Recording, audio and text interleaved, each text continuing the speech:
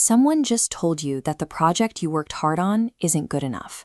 And before a single rational thought arrives, your face gets hot, your chest tightens, and a defensive sentence escapes your mouth.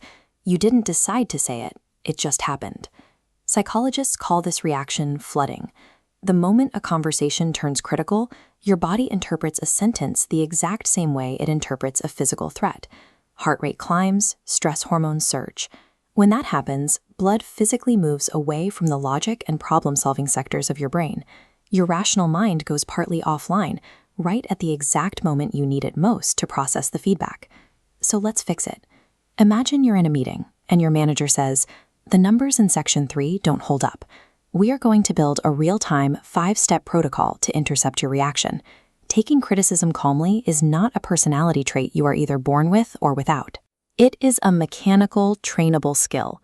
The whole goal is widening the gap between feeling defensive and acting defensive. Step 1. Name the spike.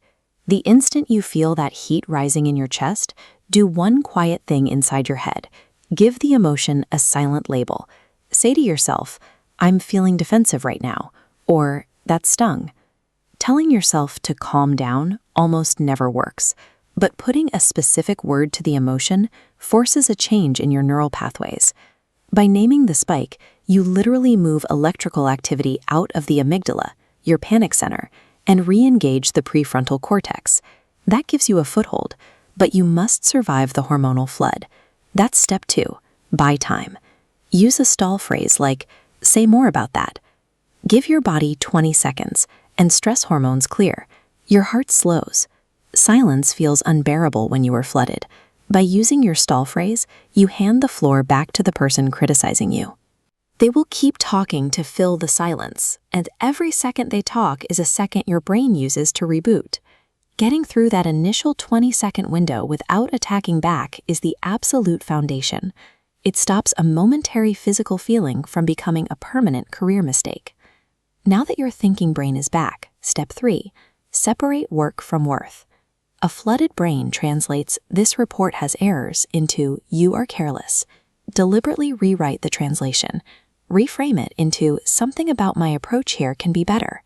You cannot control how clumsily someone delivers a critique, but you can strictly control how you process it, preventing a comment about a single task from registering as an attack on your abilities. Step 4. Ask, don't defend. Instead of justifying constraints, deploy one of 2 questions. Can you give me a specific example? Or what would better look like? Asking forces your brain to stay locked in problem-solving mode.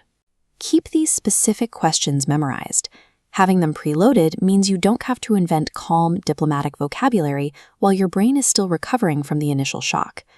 By asking a genuine question, you change the mechanics of the conversation. You turn a person who is attacking your work into a collaborative partner pointing at a solution. Step 5. Act on one thing. To finish the loop, isolate exactly one element from the critique and tell them what you will do about it. "You're right about the timeline. I'm going to build in a buffer next time."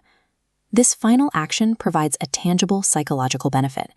Every time you turn a critique into a visible improvement, you rewire your brain to associate feedback with growth rather than threat. Notice what this step doesn't require. Acting on one piece of feedback does not mean you have to agree with all of it. Sometimes the feedback is just wrong. But defending yourself happens in the first panicked second, on autopilot. Disagreeing happens calmly, deliberately, and only after you have fully heard the person out.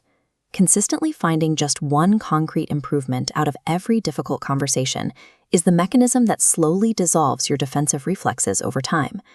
Name the spike, buy time, separate work from worth, ask, don't defend, act on one thing. You now have the protocol. But here is the uncomfortable truth behind it. You will never stop feeling the initial sting. The idea of the unflinching high performer is a myth. The calmest people feel the same spike of heat. The only difference is they use these steps to govern the 5 seconds that follow. I want to know which part of this is going to be the hardest for you. Tell me in the comments below.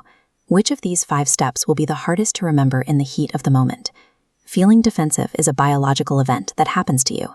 Remaining defensive is a choice. And starting today, you know how to choose differently. If this step-by-step breakdown helped you, hit the subscribe button for more frameworks. and I'll see you in the next one.